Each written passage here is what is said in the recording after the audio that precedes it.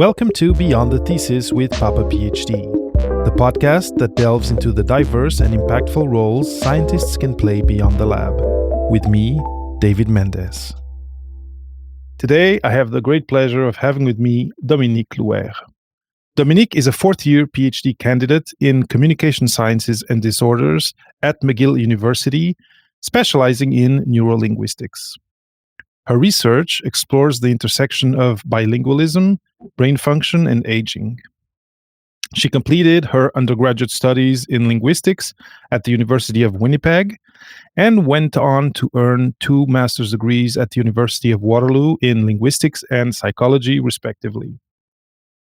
Drawing from her multidisciplinary background in linguistics and in psychology, Dominique advocates for holistic aging solutions, emphasizing the importance of factors like bilingualism in maintaining cognitive health. In her spare time, she enjoys spending time outside, drinking overpriced lattes with friends, and bouldering. Welcome to Beyond the Thesis with Papa PhD, Dominique. Thank you so much for having me. So bouldering, can you, this is a term that I didn't know. I think I can imagine what it is, but can you tell the audience what it's all about? Yeah, so bouldering is rock climbing, but without a harness or without anything attached to you. So it's really just climbing without any of the attachments. I think I've seen some people bouldering in the Laurentians, and then you have these kind of foldable mattresses that you fall onto. Is that the type of thing? Yeah. And I actually do most of my bouldering at an indoor gym. So they have all of the mats and equipment and everything for us to fall.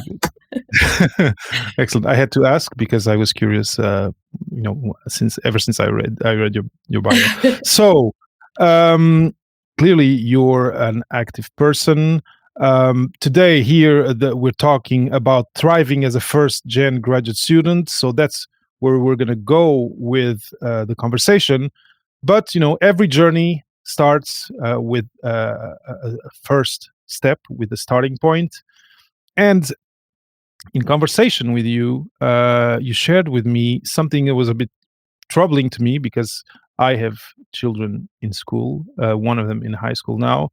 And something happened to you in school to do with your potential future in academia that really was, it was troubling to me just to think that it might happen to one of my children. Can you tell us a little bit about this event, this interaction that you had, and about because it connects with this question of being first gen, with other things too that you shared with me.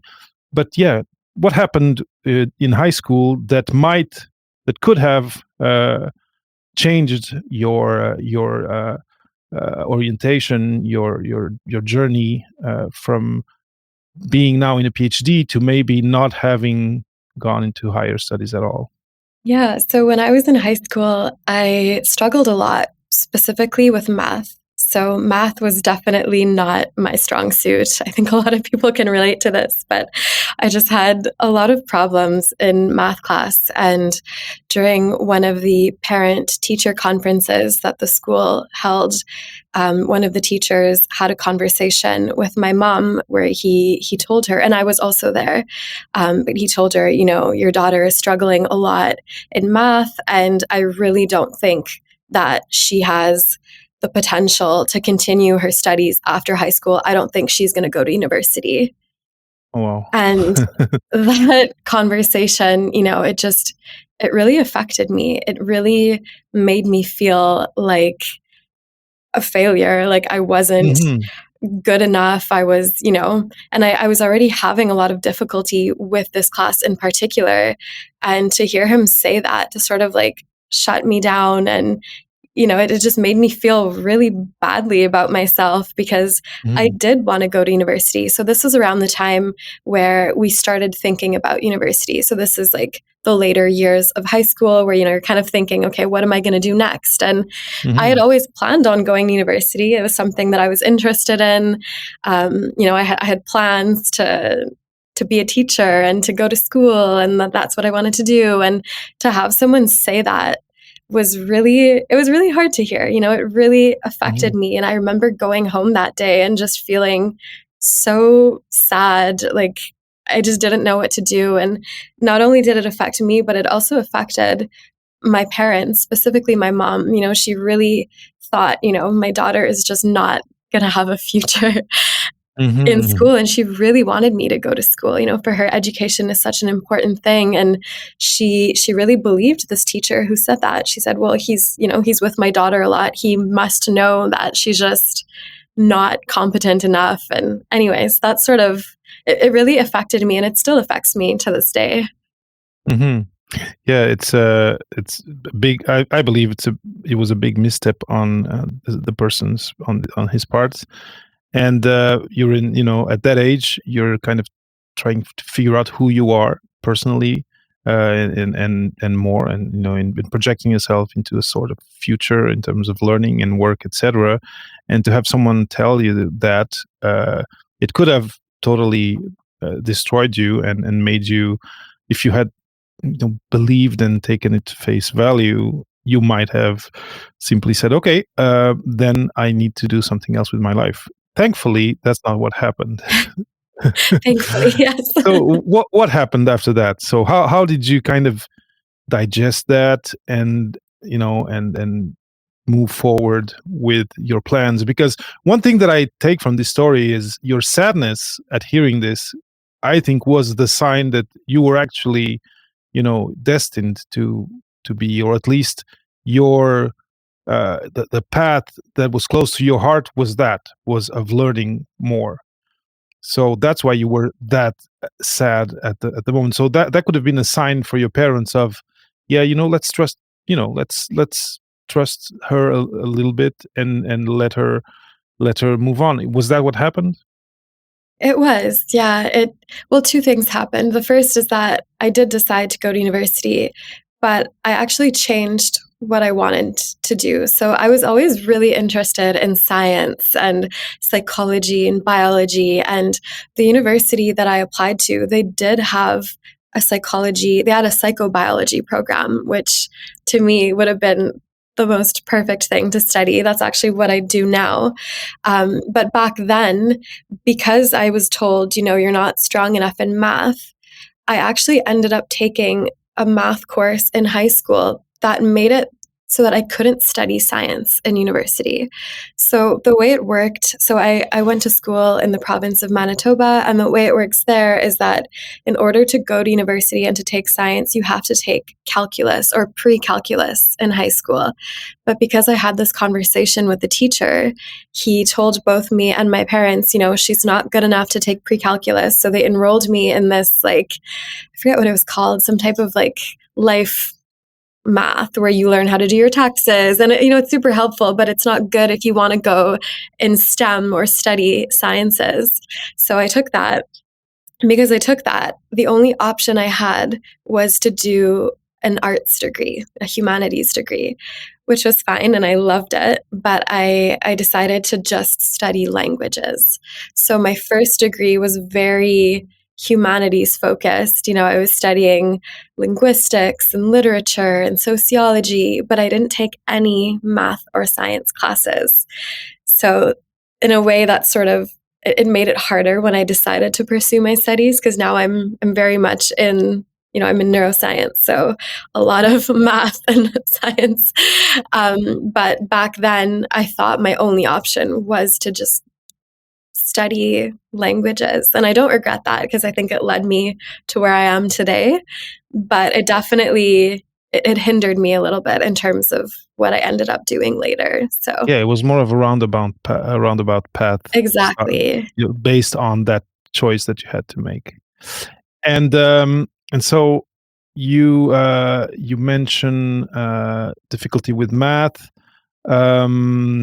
Is that something, is that something that with time, because now you, like we said, you kind of you kind of came full circle and are now working in the interface of neuroscience and linguistics. uh, how did you end up dealing with that supposedly, uh, uh, gets that supposed gap that would preclude you from accessing this type of domain? how did you navigate that? Yeah. So when I had to start taking math classes during my master's degree, I was really stressed out about it. So, just with all this childhood experience of having a bad time with math and knowing that I was bad at math, I definitely felt a lot more stressed about it than I should have been. But it was really just, I guess, just having to like go through it and to force myself to persevere, and just telling myself, you can learn this, you will learn this. And just going through that initial step of like forcing myself to do it really helped. And it was so funny because I realized as I was taking these math classes during my master's that I was actually doing okay. I wasn't bad. I was getting good grades, and there's still a bit of a lack of understanding. And I think that's because I didn't take any math during my undergrad. But just realizing that, wait, I can do this really, really helped me. And also asking for help too. I went into this feeling really, really scared, but knowing that there was people around me that I could ask questions to, professors that are really receptive to different types of learning styles, that really helped too. And just having those conversations with people saying, I've always struggled with this, but I'm here to learn and I want to learn. I think just having that mindset of like, I need to do this to progress really helped. And then also realizing that it is something that you can do despite having difficulty. Like, I think anyone can learn a subject that they struggle with if that's what they want to do, and if they have the right tools and the right support to them. And the right mentors. Like that Of that course. person in high school was not the right person.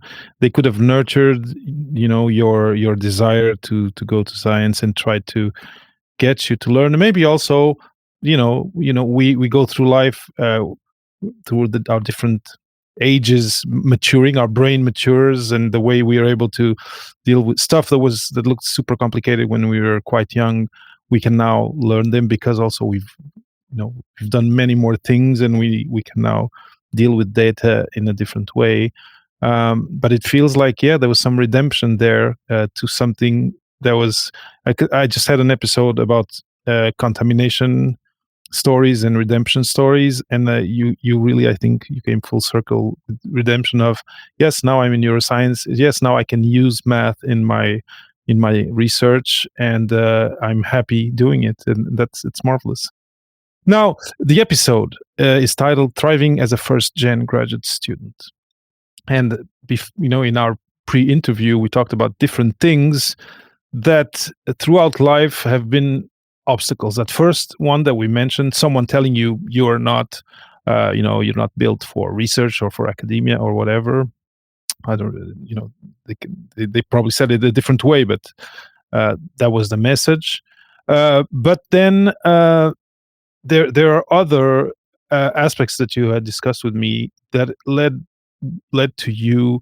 And now, of course, this question with math is for sure one of them, led to you having to deal with imposter feelings at different points during this journey. And I'm sure, because you're in graduate school, you're doing a PhD, I'm sure that imposter feelings come up sometimes, for you and for your colleagues, by the way. It's not just you. Do you want to talk a little bit more about what other challenges you had to deal with, like internally, and throughout your academic and now moving to almost this professional phase of your life, that have to do with personal traits of yours, but also this problematic, I'd say, of not having within your family role models for keeping studying, going to university, going to graduate school, etc., etc. Can you talk a little bit about that part of things, and how you dealt with that along the way? Yeah. So, like you said, I think this is a really common remark from a lot of grad students, is that, we're dealing with this major, major imposter syndrome. But a lot of us are also dealing with a lack of support from people who are close to us, people who've also gone through this journey of grad school. And it wasn't until I got to McGill that I realized that a lot of people do have academic parents or siblings or people in their circle, their close circle, who have PhDs, and it's actually very common. And I didn't realize this until I started studying here. But I think it's definitely, it's hard to deal with being a first generation student, a first generation grad student, because you don't know what you're doing, and there's no one there to guide you and to tell you what to do. You know, there's a lot of people who, you know, they're very lucky and their parents are also professors. So they were kind of like built for this, you know, ever since they were little, they always knew what a PhD was and they knew the type of work that it took to do one. And I think that that's a huge advantage.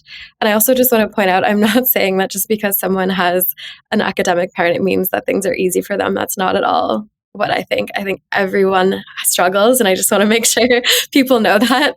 I'm very aware that this is difficult for everyone, but I think that there are certain advantages and disadvantages to having, you know, support from your parents in that sense, versus not having anyone in your family. And what was I saying? Well, let me say something. So I agree, like a PhD is difficult for everyone who's doing it. But it's true that if you have a sibling, a parent who's gone through it, one of the first things that become easier is just the whole logistics of getting into a program, of knowing, of kind of knowing the ropes of what is expected of you. Also, strategies to plan your work, to publish, to write, etc. It's a lot of unknowns to be dealing with when you're a first gen, that if you have someone close to you who's gone through it, they can at least, like I said, show you the ropes, and that's already a big load off your shoulders in terms of having to discover and make sense and make the best out of the short time that you have to go through this ordeal. Absolutely. Yeah, there's so many moments where I realized that, you know, not having that is difficult, you know, and one thing in particular that comes to mind is the process of grant writing. So, you know, as students, we often have to apply for grants or scholarships, you know, to get more funding or funding in general for our degrees. And a lot of it is just very, you wouldn't know what to include unless someone told you, hey, this is important, you should include this. Like, I didn't realize until very late that I was supposed to be like talking about myself as though I was some amazing person who's done so many things, you know, like it's just, when I first wrote a grant application, I was just writing the bare minimum. You know, I don't want to make myself sound better than I am. I just want to say what's there. But I didn't realize the amount of embellishing that goes into all of these applications. Whereas someone who, you know, has a parent who also writes grants for a living, they could easily say, hey, you know, this is how you want to structure it, and this is how you want to frame yourself. And, you know, you want to come across as like very, very good and competent, and also the type of non-academic work that you need to do to get a grant. So there's so many things that you need to include in these applications. You need to be volunteering, you need to be teaching, you need to be working as a research assistant, but also be, you know, doing your own work. You need to be publishing, you need to be on all of these different committees, and you basically have to be doing everything that's possible. And a lot of us don't know that. You know, we do volunteer and we do serve on committees, but it's just, you know, it's not because we want to get grants. It's just things that we enjoy doing. But I didn't realize the amount of things you had to be implicated in just to even be considered for this type of funding. And I'm talking about like the more like, you know, provincial, national scholarships, like the ones that are really competitive. Like no one tells you that. You know, like I wish I had known, okay, you know, as soon as I start my undergrad, I need to start volunteering in a lab.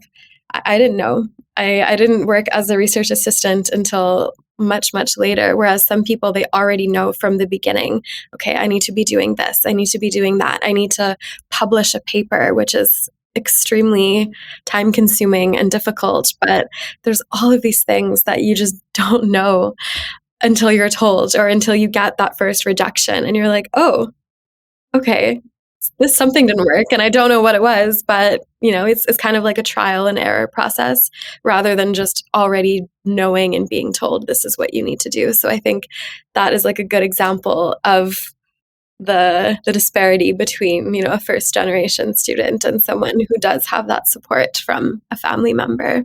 Yeah. And it's the unknown unknowns. Those are the ones that are hard. And I went through the same I went through it the same way as you, and I probably even did less than what you have been doing.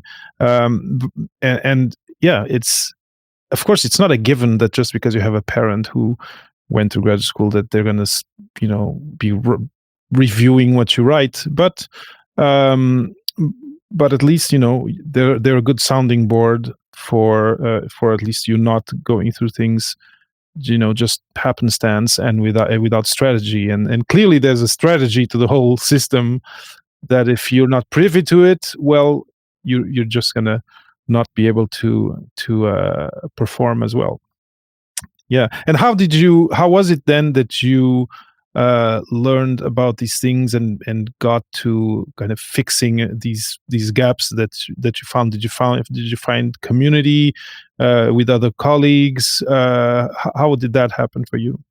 Yeah, definitely through friends and colleagues that were also going through it. So I think one of the really important things is to find that community, find people who are having similar struggles as you and just being open about your problems and hearing what they have to say. And there's so many of us that are dealing with the same problems. And I'm very lucky that in my department, I have really, really great friends and colleagues who are very supportive and very just nice people to talk to. And I think just talking to them, getting their advice, asking for help, that's been so important and so helpful in my journey. And do you have mentors outside academia, outside the lab, that also help you? Were you able? Not everyone finds them, but I always ask the question because I think there's potential to help people who are watching and listening. Yeah, definitely. So I've been very lucky to work with a number of people who are not physically in Montreal, but that I can still stay in touch with, who've been really helpful throughout the process. So both in and outside of academia. And yeah, I'm thinking of past colleagues or past employers who I've stayed in touch with and who've been really, really great in supporting me and helping me through not only the academic side, but also the emotional side and the stress and all the other stuff that comes with it. And I don't know if you have an example of something, a little small story around that type of mentorship that you can tell. But maybe if you don't have a story to tell, maybe can you share a little bit about how that relationship works? At what moment do you go and reach out to one of these external mentors, and what's the dynamic of the relationship? Why does it work and why does it help you? The person that came to mind when I was talking about this is a woman that I met through the Wisdom Exchange project. So this is a project that started at McGill, and it puts graduate students in touch with an older adult who either lives in Toronto or in Montreal. And I'm very lucky to have been partnered with someone that I've become really good friends with. And she's in Toronto, but we actually talk once a week. And she has been such a wonderful person to talk to. So she's not an academic, but she's someone that I look up to a lot, both professionally and just in terms of the way that she is with other people. And, because we have this set time that we're able to talk. So I always talk with her on Tuesday afternoons. I know that, I get to chat with her about what's going on with me and with her and just kind of have that conversation. So I don't necessarily reach out to her when things happen, but I know that I have that set time where I will be able to tell her how things are going and to hear from her too. And so you get energized from that interaction, from that relationship.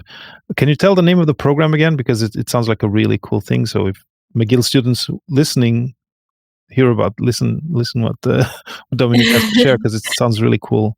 Yeah, it's called the Wisdom Exchange Project. And there's McGill, I think it started at McGill, but there's a couple universities in Ontario as well who take part in it.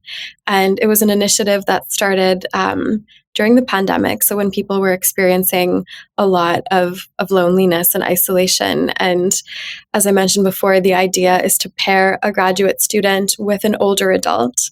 And it's really up to the two people to decide what type of relationship they want to have. So in my case, we FaceTime each other once a week for about an hour. But I know other people, they'll just do like once a month, they'll call each other or even just text each other. So it's really open to all different types of communication. But I really encourage people to look into that if it's something they're interested in, because it's a really great way to make a connection with someone who has a lot of life experience and who can sort of mentor you and help you out with things. Now, a question. So going back to your academic journey, you're now in the 4th year of your PhD. I just saw you do a great job last week at a 3-minute thesis competition here in Montreal. Congratulations again on winning that. You said you did 2 master's degrees. This is a little bit of a joke, but is this all out of spite for that teacher in high school? Are you going for a second PhD after this? Well, you don't have to answer that. Actually, my real question. So this was the funny, jokey question. The real question is, you were super sad when you were told you weren't cut for academia.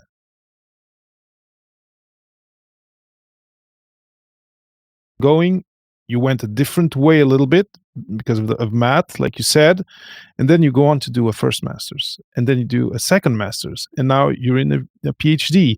You're doing well. You're communicating your science in a very professional and effective way. Can you share a little bit with us of what it is that has been keeping you going in this journey into and through the academic path? Let's say there's something in there that some kind of guiding star for you, I feel. Yeah, so there's a lot of different things that I want to say about this. First of all, I definitely am kind of thinking a lot about this past experience. And, I'm not doing my PhD out of spite, but there is a part of me that is fueled by this desire to just prove people wrong. And I know that's not the best motivator, but it's working for me. And I think just having been told so many times, it wasn't just this teacher. There were other teachers. There was, people in my close circle who were kind of like, you're not very good at school. And, they didn't really see much happening for me in the future. And I think those experiences and those interactions that I had when I was younger definitely it did something to me that made me really want to prove them wrong. So part of it is that, I won't lie, part of it is that, but I also do have this very big interest in what I do. So I love learning. I've always loved learning. For me, being in school, being a student and having all these opportunities to learn about so many different subjects is so fun, and I do love that. I'm also really interested in the research that I do. So I've always had this interest in, language and the brain, and also working with older adults. That's something that I enjoyed a lot when I was younger. And so combining all of these interests is something that, it helps. I think it really helps when you're passionate and you're interested about what you're doing, but also thinking a lot about those past experiences and just saying, you know what, I need to do this. And there have been moments where I really wanted to stop my studies. I actually went through a big period of burnout a couple years ago, about halfway through my degree, where I was just so tired and so mentally exhausted that I actually took a leave of absence from my program because I couldn't do it anymore. But throughout that time, I was really reflecting on this goal that I had put for myself. And I thought, you know what, if I stop now, I'm never going to be satisfied. I think that if I quit, there's a part of me that would just regret it so much and not be able to feel at peace. So I really want to finish my PhD just to say, I did it and it's done. And yeah, it's like this big journey, it's been 10 years. I really, really want to finish it. And I just keep telling myself, you're going to be so happy and so proud once it's done. And that's what I repeat to myself all the time when I'm thinking about quitting. Because like I said, I did go through that period where I was like, I think I'm done and I think I'm going to stop. And, I talked to my supervisor and I talked to a lot of my colleagues and I said, I think this is it for me. But then I came back and now I'm really set on wrapping things up and finishing within the next year or so. So a lot of us go through that experience of considering quitting. Of course, if and I may be, and I am repeating this. This is not the first time I say this, but I think it needs repeating. If your mental health is paying too high a price for you to stick with this plan and to please someone that you think expects you to accomplish this thing that's a PhD, you better take a break and even maybe stop, because nothing is worth your mental health. Now, can I ask you, because I think this is very, very important. It's tough to stop because of what I just said. There's a lot of expectations outside. There's this host of people that you want to say, here, I have my degree too, that we've already mentioned. But even to pause is tough, because you can get this feeling of, it's almost a FOMO type thing, but it's, I can, if I stop at this station, I don't know if I can catch the train again. Can you go a little deeper into how that reflection was with you? When did the reflection or the notion come of, okay, no, I need to take a real break and consider if I'm going to finish this or not? And yeah, I'm going to stop here and I have a follow-up question. But what made you get to that? How was the path to that conclusion of, okay, I need to take a break? So a lot of things happened when I started my PhD. I started in 2020, so the year of the pandemic. So that was huge. I moved to Montreal. I didn't know anyone in the city. Everything was online. So I didn't have any contact, any physical in-person contact with people. So already I was starting out on a really bad note. I was living alone. All of my community, my friends, my family, they were not physically present in Montreal, which is a really, really hard thing. And then there was a lot of restrictions in the city, the university, all the classes were online. So I never actually got to meet my colleagues until well over a year into my program. So just experiencing that isolation, that, it just started on a bad note.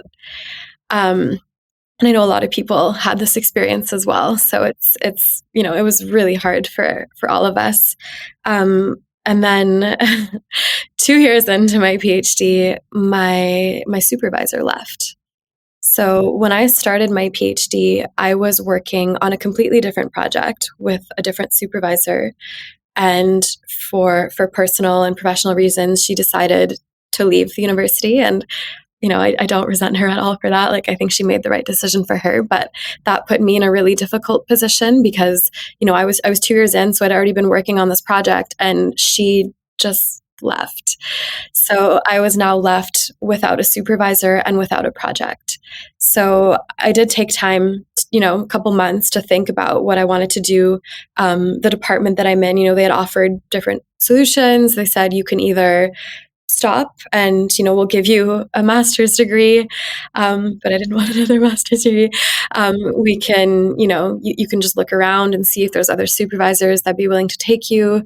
But that was really hard. I had no idea what to do. Like, I think that for me was like one of the really hard situations to navigate, because it was so unexpected and I didn't know what to do. And it's also not something that had happened a lot in the department that I work in. So no one really knew what to do. They were like, we're so sorry this is happening, but like, we don't really have a solution for you. Like, you're kind of just going to have to figure it out. And luckily I reached out to my current supervisor and she was like, yeah, like, come work in my lab and we'll think of something. So anyways, that worked out really well, but that really made things hard because it forced me to stop. And it also made me think a lot about, okay, do I really want this? Because like already it's not going on, like it's not starting on a good note. Like, do I really want the rest of my PhD to be like this? And the third thing was I got really sick. So I was diagnosed with an autoimmune disease. After I got COVID, and then I got really sick, and I was just having all these like lingering symptoms, which later turned out to be an autoimmune disease. So it was just like obstacle after obstacle after obstacle. And at a certain point, I just realized I was running on empty. Like, I could not function. I was feeling really, really badly, both physically and mentally. I noticed it in every aspect of my life. I wasn't doing well in my coursework. I wasn't doing well in my comprehensive exams. I wasn't doing well in my social interactions, with the people that are close to me. Like, I just felt like really, really bad, like something was wrong. And so that accumulation of stuff was when I was like, you know what, this has gone on for too long. I need to take a break for my mental health and my physical health and just think about what is important right now, which is getting better. And because you can't thrive like that. Like, when you're feeling so poorly, you're not efficient in your work. You're not, you're just not doing well. So it's really important to just take a break. And unfortunately, I realized that too late. I think I let it get to a point where I was just really, really unwell. But taking that break really made me realize, okay, this is important. Focus on what you need. And once you feel ready to start up again, then you can go back if that's something that I wanted to do. And turns out I did. But anyways, that was my story. No, that's perfect. And you had the support of your supervisor to take that break, which is also great. So it's not a given for everyone, but I think it was it was the right thing to do, because the thing is, if you give your health, physical or mental, to the PhD, and then either you stop or you finish the PhD, but then you don't have health or mental health anymore. If you once you're out of graduate school, they're not going to give you back your physical health, your mental health, or anything. So it's if one of those two things are on the scales of what you need to choose, PhD or my health should always come in first place. And I think you did the right thing. And what is beautiful to me is that I look at you today and you're happy with what you're doing. You're doing, you're taking part in events where you put yourself forward and end up having good outcomes from that too.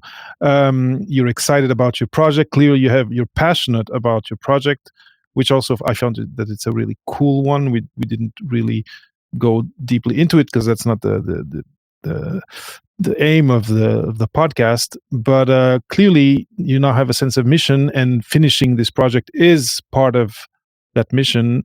And now you have all your batteries are full to finish this marathon that is the PhD. One thing we didn't talk about, and that we had talked in the pre-interview, was the fact that above all these things and this like perfect storm that you had to go through in 2022, they had to take this break. You also mentioned to me that if I don't remember if it was 20, anyway, I don't remember the year exactly, but you also got a diagnosis that kind of puts you into the neurodiverse gamut of things. Was that also part of this whole complication of 2022, or not? And please, like, let the listeners know what we're talking about. Yeah, no, it definitely contributed, I think. But yeah, when I was 22 or 23, now I can't even remember how old I was, but around that time, I got diagnosed with ADHD. And I will say I wasn't shocked by it. The reason I went to get the diagnosis is because I had a very strong suspicion that that was causing a lot of my issues.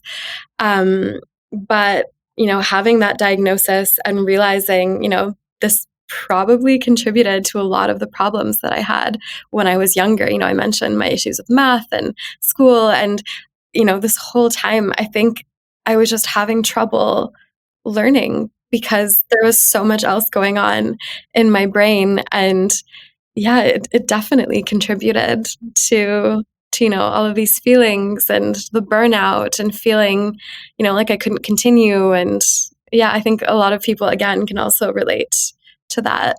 Yeah. And now, and where I want to go with this is, again, another element in this puzzle that can be seen as an obstacle to moving forward. And yet you seem to have found a way to follow your passion, to follow your dreams in terms of your research, and what you want to do in the future. Can you talk a little bit about, once you were, and maybe we can go, we can travel back in time to that moment where you're sick, you ask your PI to take time off, you do take time off. During the middle of this time off, you're probably starting to feel better. What is the inflection point? What happened at this kind of key moment where you went from, maybe this is not for me, maybe this is the universe telling me that I shouldn't be doing this, to, when was this? And I imagine it's a morning when you wake up and you're like, no, this is actually my mission.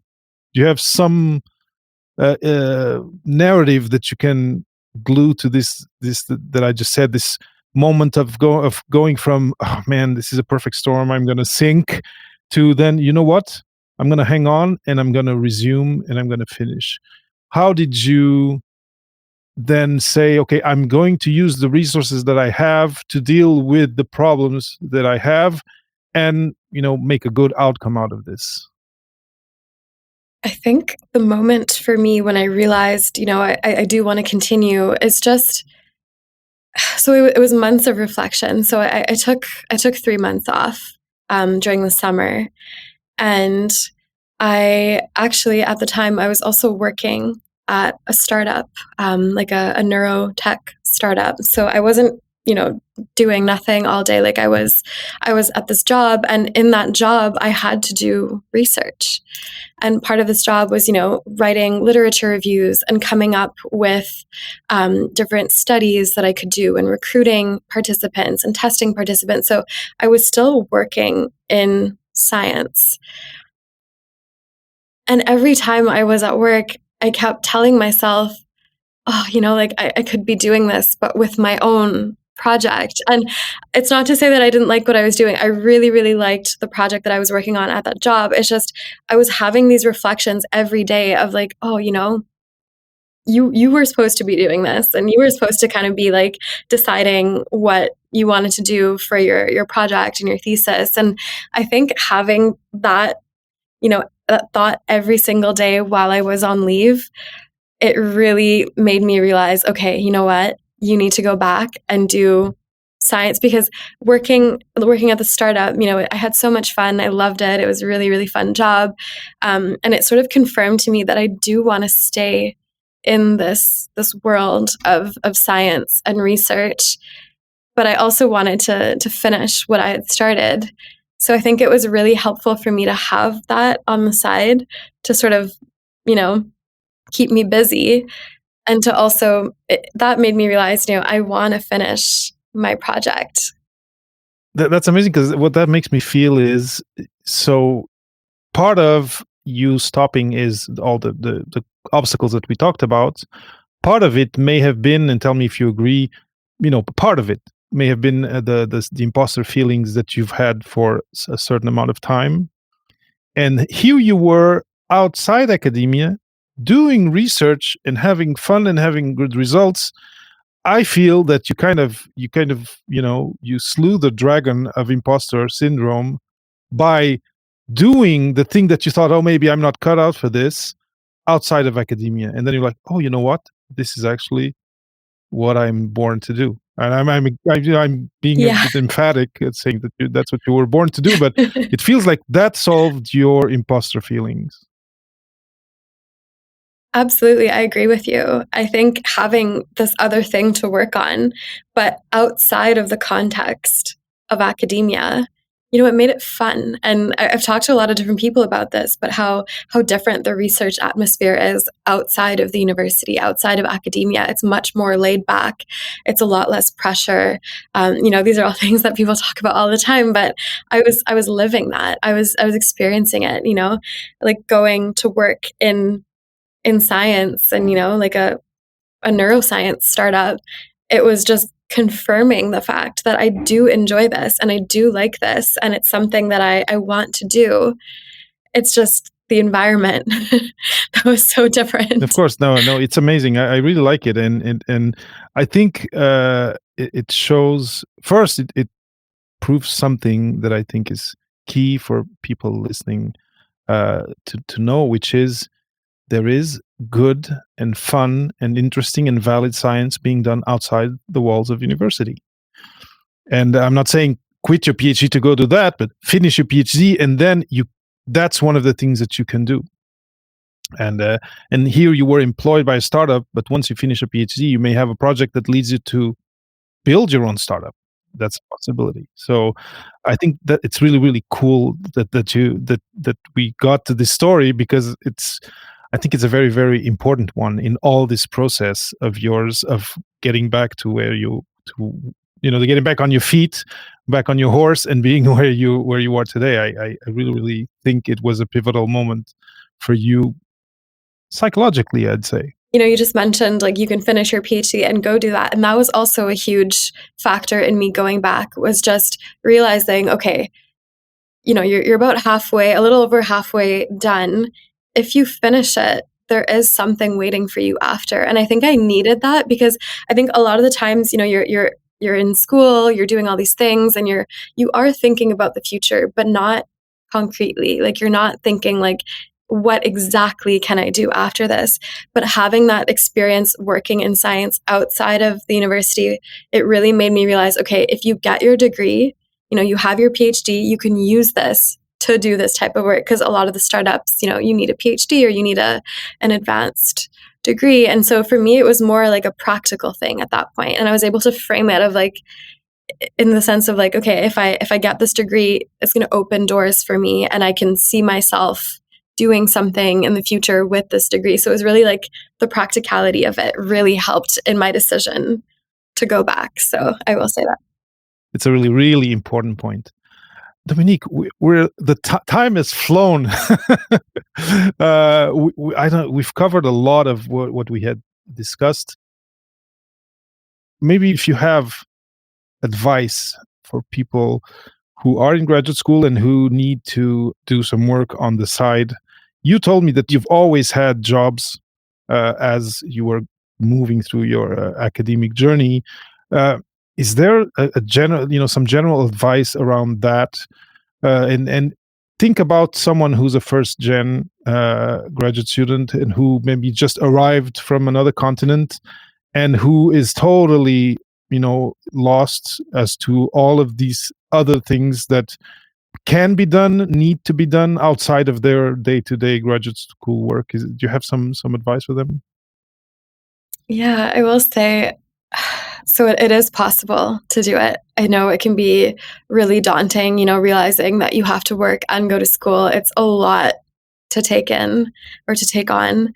But I just want to remind people, like, it is possible and you can do it. One thing that has really helped me a lot is just staying as organized as possible. So I'm one of those people that has like a very detailed calendar. And, at the beginning of the week, I like to sit down and just plan out my week. So if I know that I need to work on Monday and Tuesday, that gives me, Wednesday, Thursday, Friday to do my schoolwork. And I think planning and just being organized with your time is so important. I know it sounds kind of obvious and like most people do that, but I think, if you're able to just like take a moment with yourself and like kind of create little slots of times when you'll be able to do your schoolwork, that's so helpful. And then just working when you need to work. So I'm someone that does procrastinate a lot, as we all do, but I think that, if you do have a lot going on, it's really important to just like I said, carve out those times in your schedule where you need to work and just force yourself to do it, because you know that you'll feel a lot better if you get your work done. I don't know if that's the sort of advice that can be helpful. It's perfect. And a question: if someone is listening, someone who fits this profile that I just shared, and wants to reach out to you, is LinkedIn the best way to ask you maybe advice? Because often, like you said, mentorship has been important for you, but I think that you might be now, and I say might be, anyway. I don't want to push you to say anything, but I think you could now maybe be in a mentoring position versus someone who just arrived and just started their PhD journey. What's the best way to reach out to you that is kind of public and not your direct email address? Yeah, so I will say I'm super open to that. If anyone has any questions or wants to talk, I would love to hear from them. LinkedIn is great. Yeah, LinkedIn, you can send me a message on there. That's perfect. Dominique Louër, Louer. You don't need to put the umlaut, but there's an umlaut on top of the E. There we go. The French. Dominique, I have this kind of summary of the story that you shared today, and of all you shared. Of course, you said many things. We've covered a lot of ground, like I said.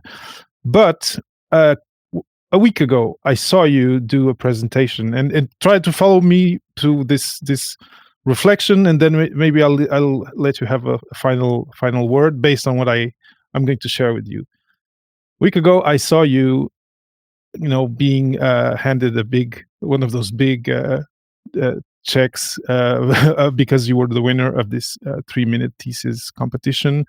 You did really well. Ever since I've seen you there, then I we met in person, and now here, all I see in you is there's a lot of positivity. You have this will to learn, to discover. You want to have a project that affects people positively. That came out in your presentation, but it's part of the why I think of your research. And we talked about doing all of this out of spite, and it looks to me that there's nothing in you that tells me that you're a spiteful person, not at all. And what would you say to this idea that I'm going to share right now, that is, next time you're on a podium, because I think you're going to win other things in the future, what do you think about thanking all these people who were naysayers, let's say, about your future in the past, and actually taking the time to say, thank you, you propelled me into this journey that I am today? What do you think about that idea? I really like that idea. There you go. So I think that's, I was talking about spite, and it was just for the fun of it, because I thought it was a funny idea. But I think this is much more aligned with the energy that you give. And I feel that these people helped you somehow. It's hard to say exactly how, but they kind of kindled this fire in you that's been burning until today, and that I feel is going to burn for a long time still. I thank you so much for having shared all these stories with me and with the Papa PhD audience. I'm super happy that you accepted this. I wish you all the best for your projects, and I'm super thankful that we crossed paths. and that you accepted to come share your story here today. Thank you so much. It's been such a pleasure, and I'm really glad that we were able to have this conversation.